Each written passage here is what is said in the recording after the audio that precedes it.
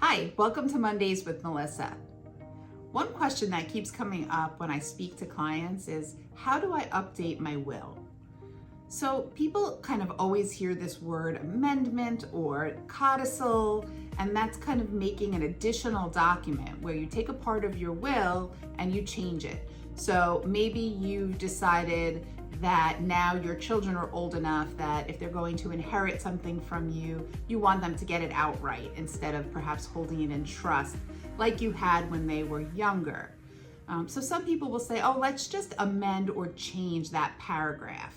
And so it'll be an additional document that will then be attached to the will, and it'll be a First Amendment or codicil.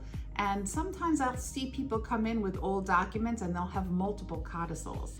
We really recommend that if you're going to make a change to your will, you do a new will. You do the document over in its entirety. The only time you should really consider a codicil or an amendment is if there's major concern that someone might contest the document. Because if the document's contested and it gets thrown out, the original will would still stand. So in those cases, maybe you want to do a codicil. But not always. It really depends. It's case by case.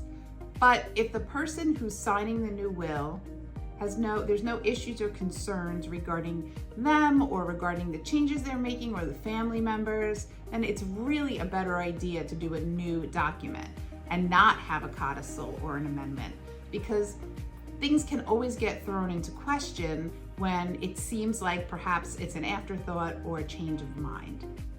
So that's why it's important to sit down with an elder law attorney and someone who knows the best way to handle these things and what could happen in the future when these things are contested, if they are. So give us a call if you have any questions about your will.